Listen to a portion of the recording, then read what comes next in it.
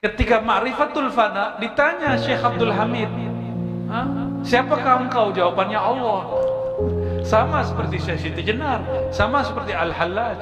Cuma mereka mabuk di situ, tidak terus. Karena lautan itu dia sangat dalam. Samudra fana itu sangat dalam. Jika dia berhenti di situ, dia akan terus tenggelam, tidak bisa kembali. Gak ada orang saklek dalam bermakrifat. Ya, maka jika ada orang bertorikot hari ini tidak menerima keluasan syariat, mereka telah melanggar daripada adab-adab rohaninya. Pertama, ma'rifat Sayyidina Abu Bakar disebut Siddiqiyah. Ma'rifat Siddiqiyah itu ujung ma'rifatnya tidak ada huruf, tidak ada suara, tidak ada ibarat, tidak ada kalam.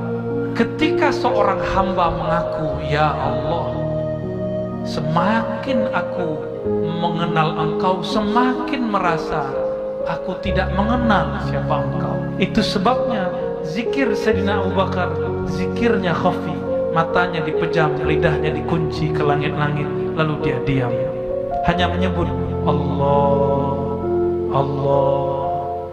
Bahkan lafaz Allah pun nanti tidak disebut lagi, cukup nafasnya naik turun, bawah,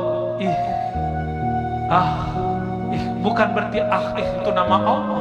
Meskipun demikian kita akan tetap dituduh orang sesat, tidak ada masalah. Yang penting kita sadar bahwa kita lurus, kita sadar bahwa imam kita siapa. Ini adalah multi level marketing yang sesungguhnya. Maka jangan ragu, memulai wakaf dengan diri kita sendiri dan ajak orang lain. Dan yang ketiga, di halaman ketiga disebut ma'rifatul fana, mengetahui ilmu mengenai fana. Fana itu artinya lenyap, karam. Bukan berarti hamba bersatu dengan Tuhan, itu mustahil. Allah qadim, hamba itu hadis baru, maka tidak ada penyatuan antara yang baru dengan yang qadim, Allah Ta'ala. Yang ada sang baru ini seperti kita merasa dirinya tiada, yang ada hanyalah Allah Ta'ala. Itu namanya ma'rifatul fana. Ma'rifatul fana ini jika diolah tidak diteruskan ke ma'rifat berikut, jadilah seperti Syekh Abdul Hamid, Datuk Ambulu. Tapi jika diteruskan ungkapannya, dia menjadi ma'rifatul baqa.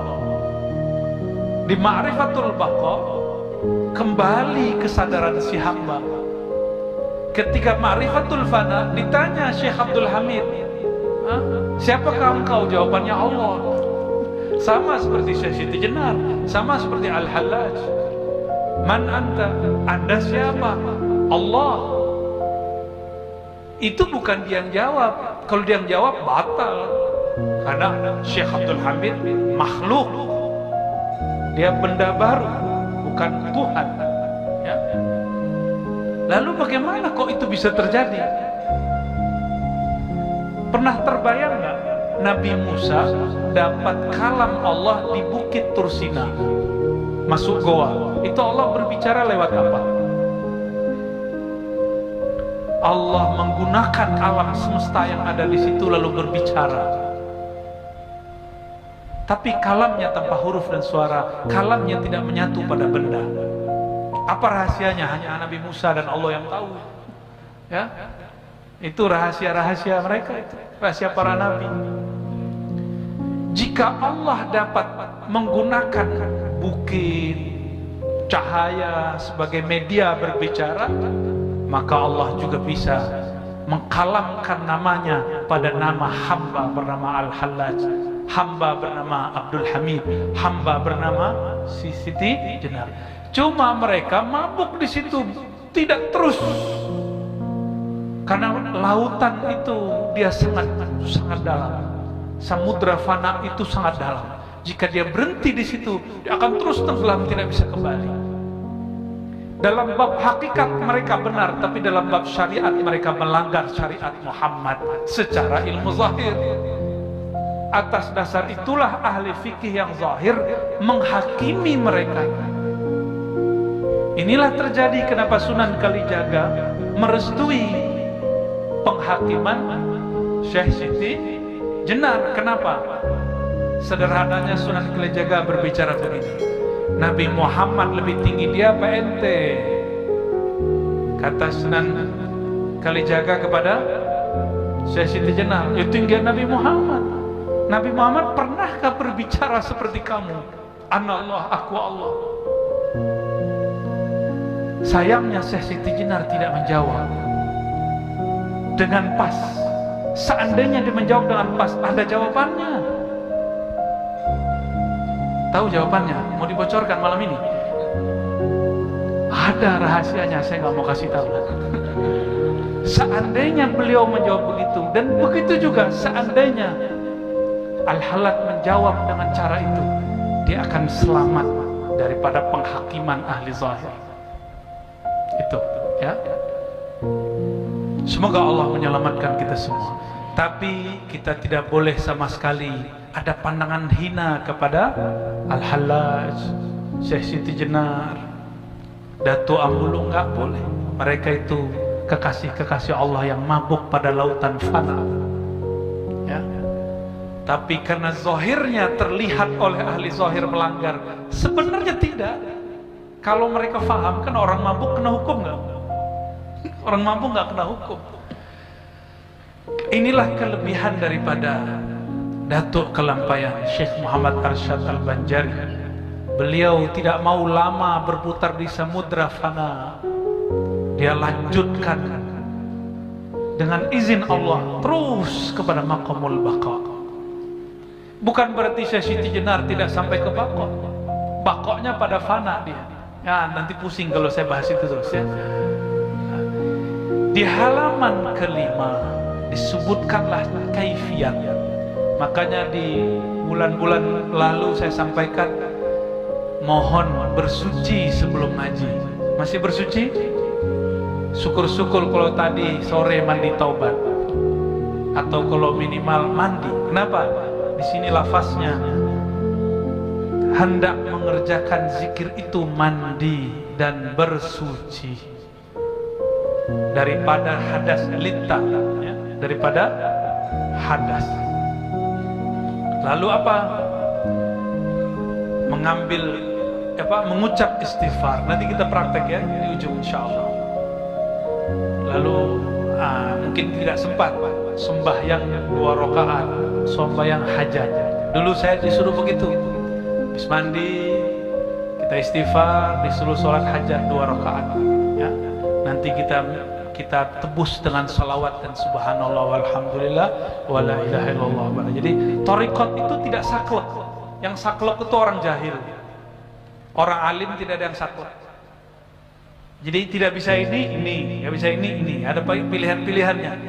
Nggak ada orang saklek dalam bermakrifat, ya. Maka jika ada orang berthariqat hari ini tidak menerima keluasan syariat, mereka telah melanggar daripada adab-adab rohaninya. Nah, ini yang paling penting pada bagian itu. Dan di situ semua disebutkan tentang la ilaha illallah sampai halaman 8 kemarin, ya. Betul. Ya. Jadi jika orang dia membaca la ilaha illallah dengan benar, maka tajallilah nur jamalnya Allah.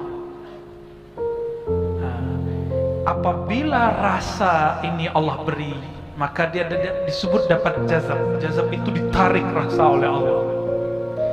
Rasa itu adalah karamah paling tinggi, ya.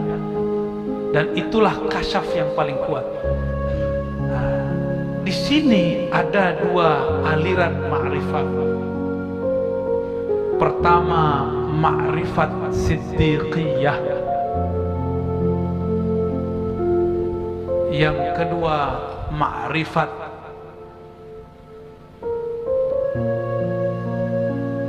turabiyah atau aliyah.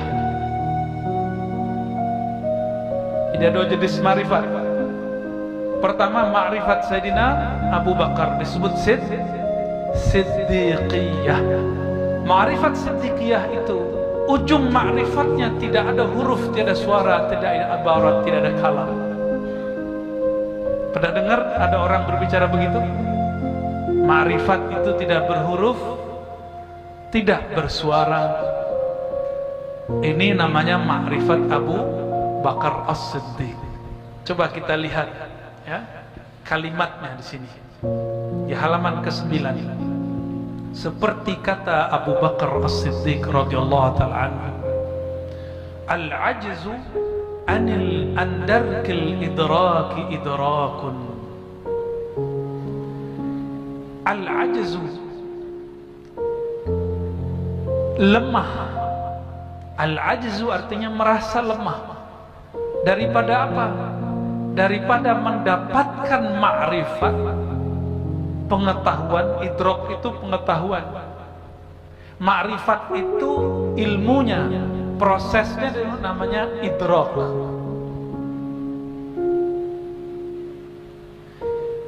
Ketika seorang hamba mengaku, ya Allah, semakin aku mengenal Engkau, semakin merasa aku tidak mengenal siapa Engkau. Itu ma'rifat Sayyidina Abu Bakar. Diungkapkan dalam bahasa lama, bila harfin wala sautin, tidak ada huruf, tidak ada suara. Kalau begitu tutup buku, tutup kitab. Betul lah. Gimana? Mau tutup kitab malam ini? Abu Bakar cukup dengan diam. Apa kata Rasulullah kepadanya? Wahai Abu Bakar, jika ada hamba berdua, salisuhu ma Allah, salisuhu Allah. Jika ada orang berdua, maka ketiganya adalah Allah. Disebut dengan muraqabah.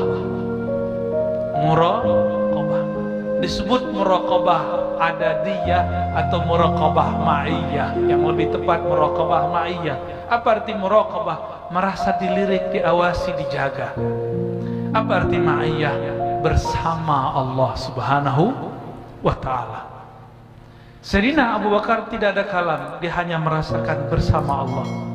Itu sebabnya zikir Sayyidina Abu Bakar, zikirnya khafi, matanya dipejam, lidahnya dikunci ke langit-langit, lalu dia diam, hanya menyebut Allah, Allah. Ya, itu ma'rifat Sayyidina Abu Bakar.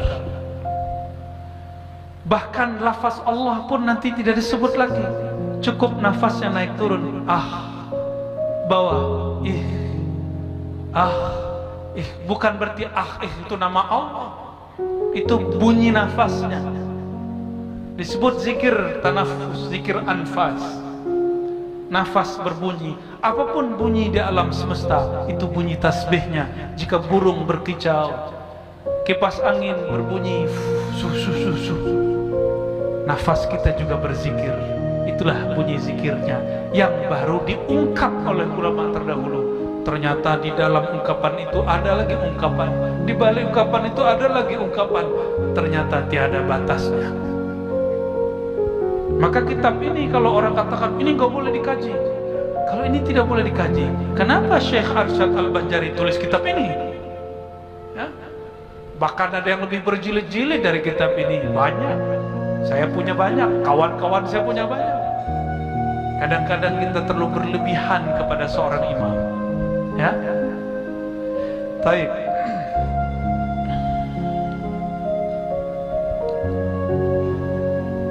Ada yang kedua, ma'rifat Sayyidina Abu Bakar, Sayyidina Ali. Sayyidina Ali disebut Abu Turab karena pernah tertidur di masjid. Lalu Nabi SAW ambil debu sayangnya kepada saudara sepupunya dan juga mantunya. Maka disebut ya, Abu Turab. Turab itu artinya debu, bapak debu. Ya. Juga ada yang mengatakan bukan itu. Beliau tidak mau konfrontasi, bertengkar dengan istrinya. Lalu beliau mengalah. Keluar dari rumah, nggak tidur di kamar, tidurnya di masjid, beralaskan tanah. Disebutlah Abu turab. Kita kalah sama Sayyidina Ali ya. Sayyidina Ali nggak mau tekar sama bininya ya. Kenapa? Pada diri Sayyidatuna Fatimah ada sir Rasulullah SAW. Nabi mengatakan, dia bid'atum minni, Fatimah bagian dariku. Menyakitinya, menyakitiku. Nah, ini nggak boleh juga nih ya. Bukan berarti istri kita kalaupun bukan zuriat Nabi, wah kamu kan bukan anak Nabi. Nggak begitu ya. Lihat cara mereka menghormati pasangannya. Kita minta ampun kepada Allah jika menyakiti pasangan-pasangan kita. Astaghfirullahalazim ya. Apa kata Sayyidina Ali? Kullu ma takhtur fi khayalik, kullu, setiap yang takhtur, yang terlintas, fi khayalik, di dalam khayal, imajinasimu, kecerdasan, wa tasawwur fi balik, wa tasawwur fi balik, dan semua apa yang tertasawurkan, tasawwur ya, bukan tasawwur, fi balik, dalam balmu. Bal itu artinya akal, pikiran. Fallahu bi khilafi dzalik, Allah berbeda dengan semua yang engkau bayangkan, yang engkau gambarkan. Kenapa? Allah lebih dahulu ada dari semua akal, maka akal tidak akan sanggup membayangkan Allah. Inilah sebabnya haram membayang-bayangkan zat Allah.